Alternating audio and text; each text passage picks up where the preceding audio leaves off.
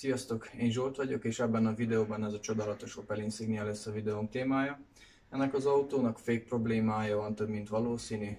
Folyamatosan fékezéskor ilyen nagyon őrlő, csikorgó, reszelő hangot ad ki az autó, úgyhogy ennek fogunk utána járni, hogy mi is a probléma. Ez több mint valószínű, hogy a fék lesz, vagy ritkán csapágy is szokott hasonló jelenséget okozni, viszont így a kívülről is, ahogy a féktárcsákra, hogyha rea nézünk, akkor már nagyjából összeáll a kép, hogy miről is van szó.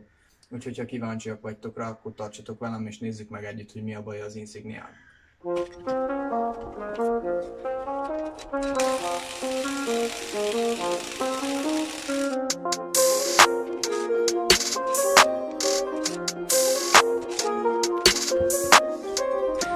Itt már jól látszódik a féknek a nyoma, úgyhogy itt már valószínűleg nincsen feradon a fékpofán, azért is ilyen fényes, meg rágta, és ettől van az a nagyon csúnya, reszelő, kaparó hangja a féknek, úgyhogy ez biztos, hogy a fék lesz.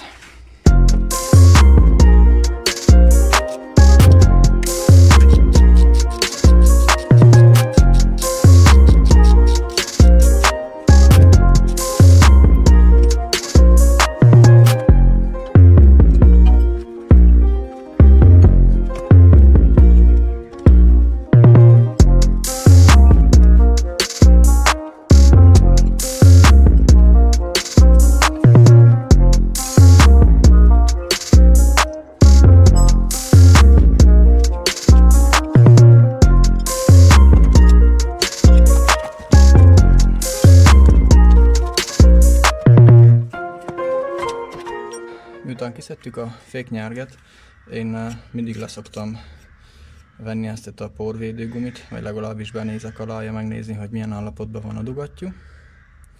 De ez, amint lássátok, ez gyönyörű szép, úgyhogy ehhez nem fogunk hozzányúlni.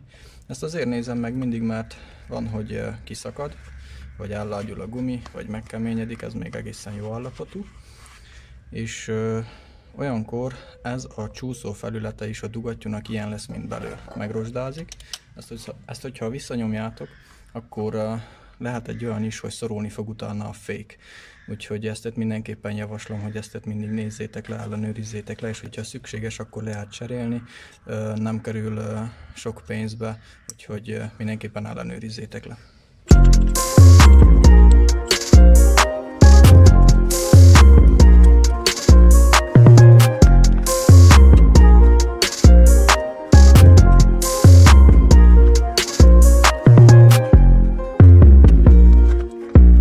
Kivettük a fékpofákat, hát ez a külső oldal az éppen, hogy csak nyomokba tartalmaz még egy kis feradont, így ez már nagyon megérett a cserére.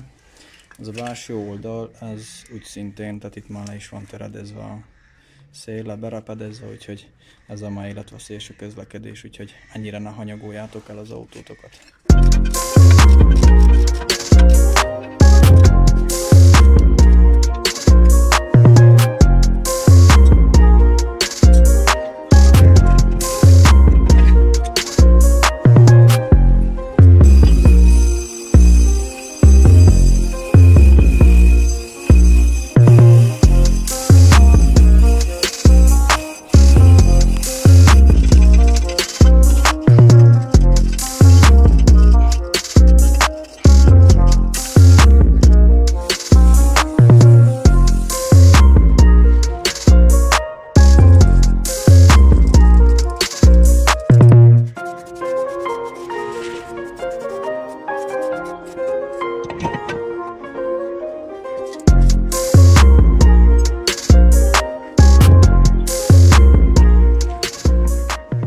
Fékpufa tartónak is, a csúszkának is az eltakarítása nagyon fontos. Itt ezeken a részeken, ahol csúszik majd a fékbetét.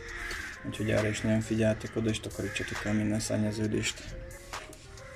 A csúszkák állapotát is nagyon nézzük meg, hogy könnyen járjon, ne legyen elszakadva a porvédő.